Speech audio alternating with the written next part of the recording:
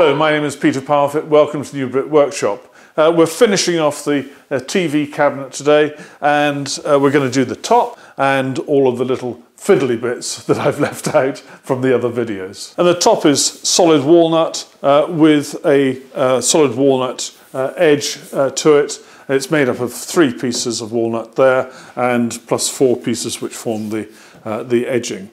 And that's all covered in Osmo Poly-X gloss. Now my plan is to use 3 pieces of solid walnut, which are 20mm thick, and then around this I will have a border of 40mm by 20mm solid walnut all the way around, and that will form a nice decorative edge, and it will also give some depth to the top, which goes along with the style of the actual cabinet itself. Now I'm going to be using the domino jointer, and I'll be using 6mm dominoes, which are 40mm in length, so that's 20mm into each board. I'm using narrow setting.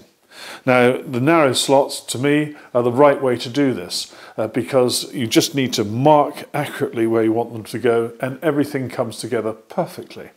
The only time I use a slot setting other than the narrowest setting is if I were to do a breadboard end. Now a breadboard end is when you have wood with its grain running that way, and then another piece of wood at the end where its grain runs that way, and you need to allow for movement. Well, I'm not doing that in this case, and so the narrow slot is the way to go. Now I've done my best to get this grain going in contrasting directions. This is going like that, this is cupping like that, and this one actually is cupping like that. I can tell that from the other end.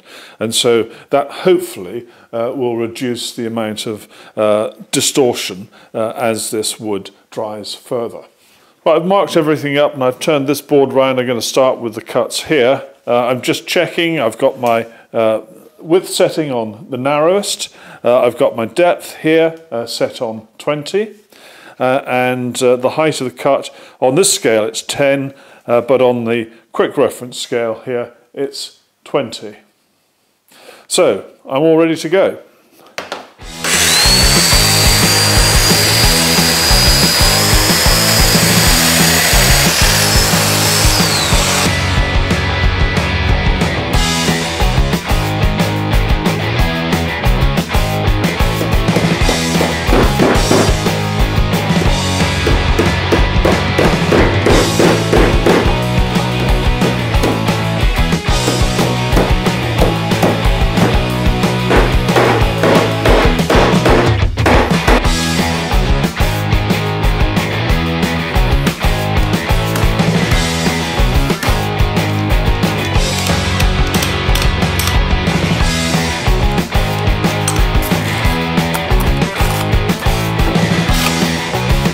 I've had countless people ask me about Bessie clamps, and all I can say is don't buy cheap imitations, go for the real thing. They are absolutely superb.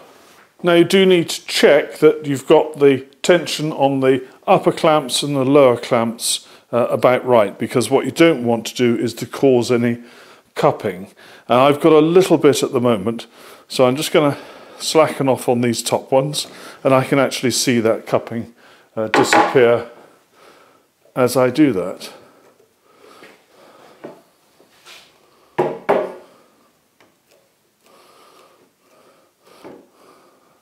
That's almost dead flat.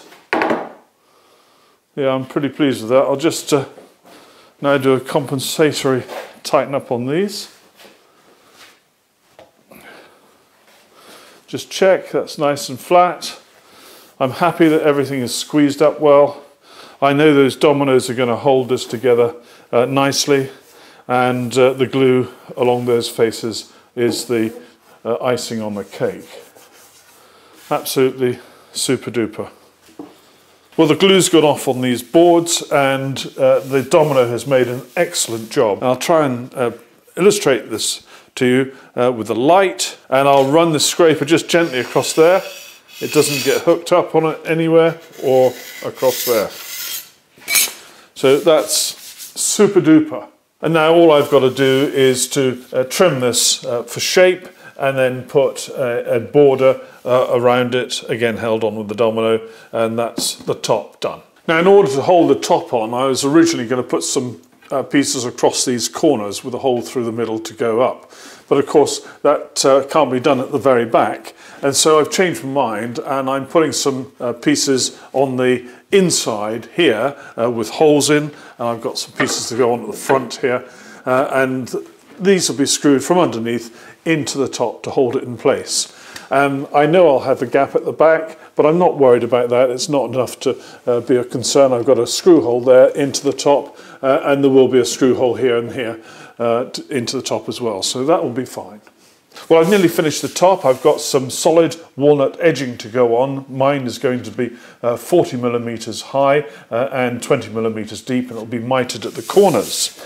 But I've also done some work underneath. And I've added some pieces of, in my case, bits of some peely and a little bit of leftover rough walnut here as extra support around the edge here. And I've placed some through the middle here. And these are places where the screws, which will fix the top onto the main frame, will be going into. So that's the purpose of that. And you may see here some channeling I've done. This is for my electrical work. Now, I'm not going to guide you through any electrical work whatsoever. You're going to have to seek advice from a qualified electrician to work out what you might want to do with yours. But this is part and parcel of my solution.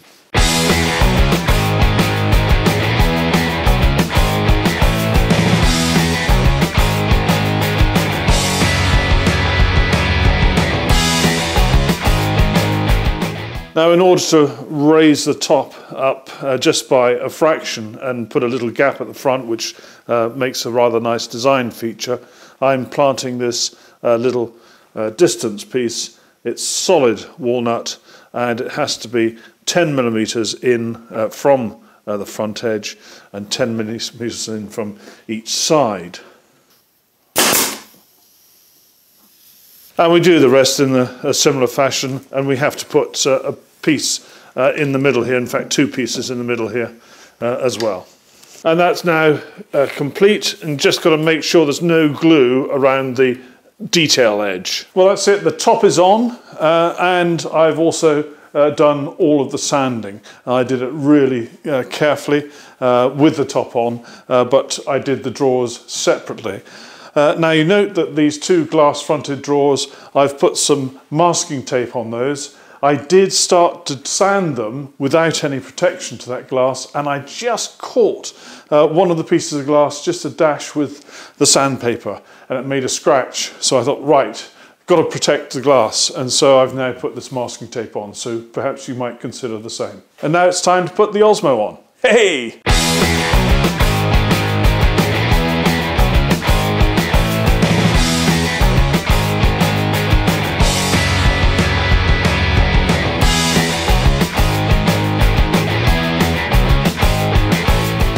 Now, I've really struggled to get this piece of veneer that I've made up to fit in to the space and hold it in place for the glue to go off. I tried making up a former like this to push down, but it wasn't satisfactory. So in the end, what I did was to apply the glue and then use a clamp at the center to hold it in place. And then I wrapped around this softish rope to hold the veneer exactly where it should go, whilst the glue goes off. And one has to take care when trimming off these little protruding pieces that one doesn't break them off. And so use a Japanese saw to do this. And when you're clamping this into the vise to trim off these ends, don't clamp at the edges of the veneer, because at this stage it's slightly proud of the surface. Now, the top 2 drawers with their glass fronts hold all the hi-fi or TV recording equipment and so on. And because there might be front-loading DVD recorders, there's a need for the fronts of those top drawers to open downward. So I'm going to hold them shut with magnets, but I don't know whether I need to have one magnet or two. So I've built this mock-up, and it is just a mock-up to test the strength of my magnets. And I've got just a single magnet at the center at the top, so I can judge the strength of it. And for me, that's not quite strong enough, and I've now made the decision I'm going to use two magnets to keep the front shut. Now, when it comes to marking up domino joints, I really do recommend this Incra precision rule. This is the 150mm one. I've got one which is 300mm long, and of course they come in imperial units as well. But it's just so easy to mark things up accurately. I've got to go 15.5mm from each end in order to do these front rail pieces, and I can do it so easily. I count to 15 and then half a division, and there's the 15.5 mark just there. So it's as simple as that. Now, I accidentally put a domino slot in the wrong place, so what I've done is I've put a bit of glue in the hole and put a domino in it and let that go off, and I'm just going to now trim this with my Japanese trimming saw, and then I'll be able to put a new domino slot in, and everything will be as right as rain.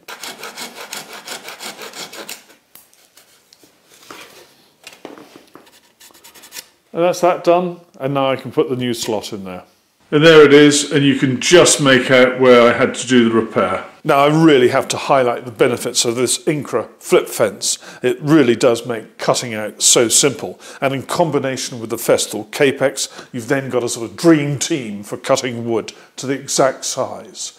And the other tool that I really think has transformed my woodwork is the Festool Domino. And without this, this project would have taken twice as long. Well, I hope this has been useful to you. Remember, if you'd like a copy of the plans for the TV cabinet, just send me your email address by private message, and I'll do my best to get the plans to you. Thank you very much for watching. Take care. Bye-bye.